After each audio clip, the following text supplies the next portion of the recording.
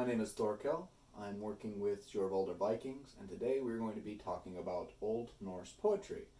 I have here prepared all the three easiest or earliest metrical forms, which are basically the rule sets for Old Norse poetry, and I'm going to tell you what their names are, what the names mean, and the rules for each set. Let's get started. First, we have Fornirðislag, which means the way of ancient words. It is the simplest, and it is going to be our starting point. And once we have the basic rules here, we're going to get more complex as we go on.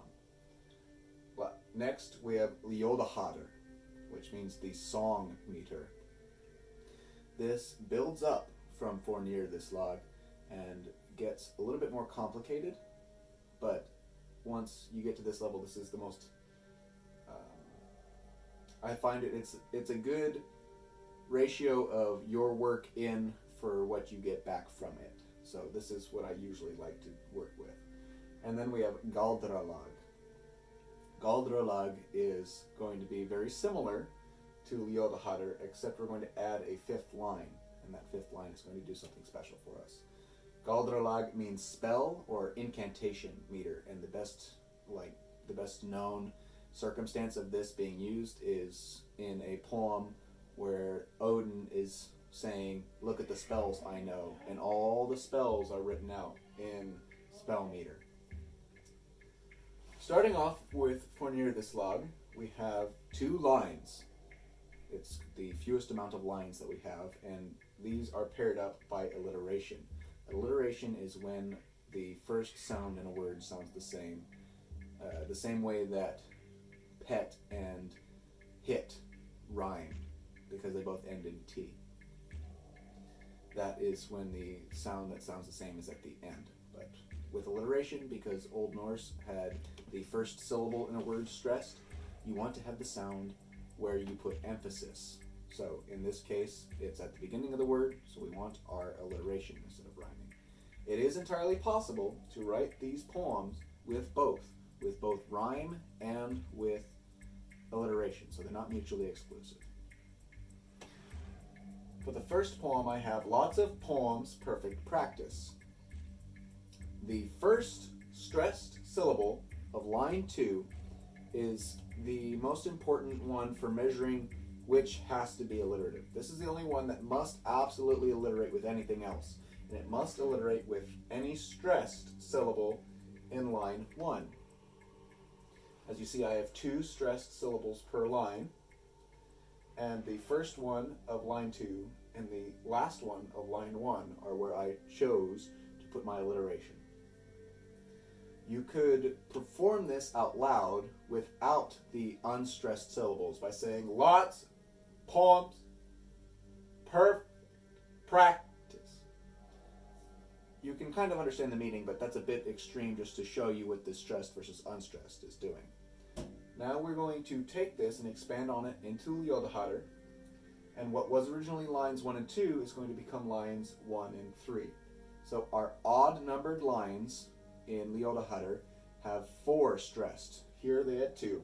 Now they have 4, but we're keeping that first syllable of the second line alliterates with some part of the first line.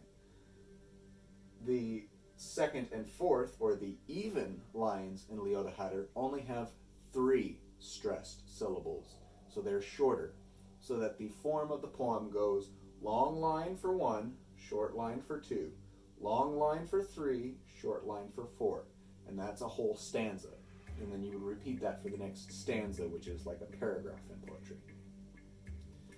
What it came out to be when I expanded upon it was writing lots of perfect poems, going slowly early.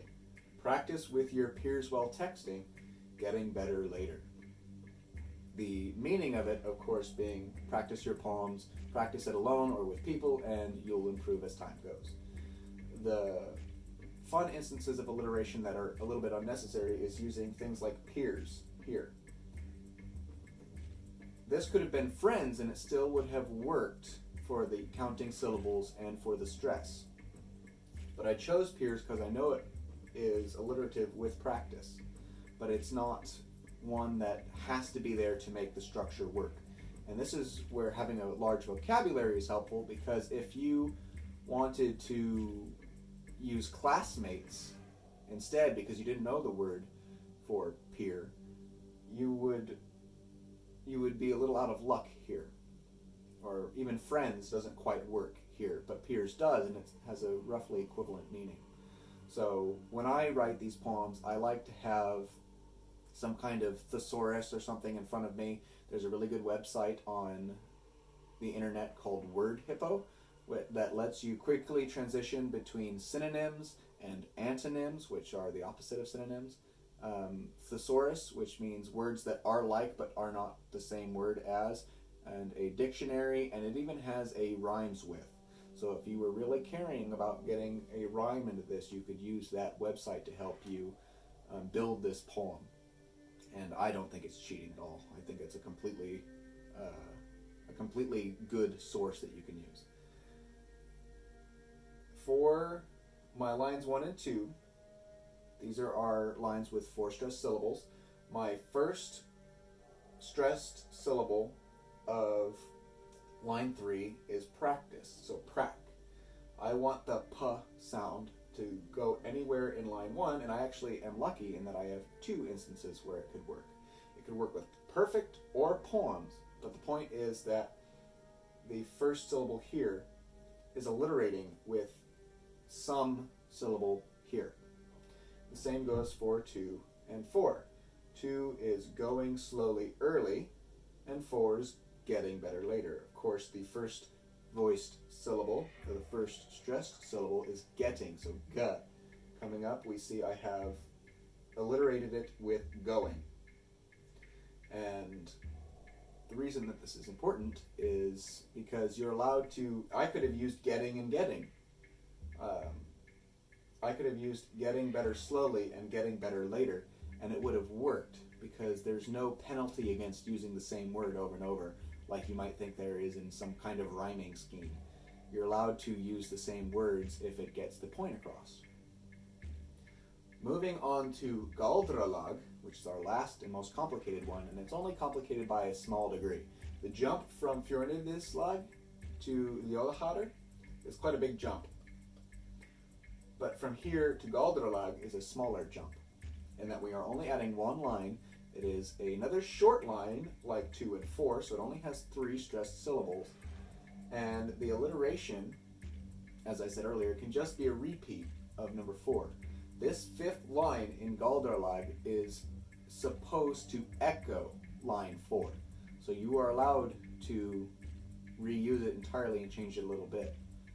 So what I've done instead of the earlier example that I gave is getting better later, getting better now.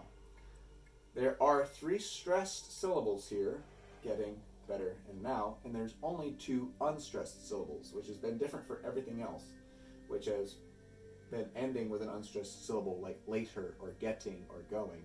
This one has just 1 syllable, and it is now. In my mind, that signifies the end of the poem. It's like a period in a sentence. It's a nice, strong note to send the poem away on, but you may not like it. And the good thing about doing this at home means that you don't have to follow what I like and having this 1 strong syllable at the end. I would like to encourage you all to do this on your own time, perhaps with friends, and see what you come up with, and see where it's easier and where it's hard. You may find counting syllables is not nearly as fun as finding alliterations, or vice versa. I would say, for those of you doing it at home, that you start with Fornir the Slug, the way of ancient words. You start with that 2 lines of 2 stressed until you get the practice of looking for it. I'm sure some of you have written haikus before. The first time you wrote a haiku, it might have been a little harder for you than if you had practiced at it. So start with the easiest step, get comfortable with that, and then jump up. Thank you, and I hope you find this useful. Have a good day.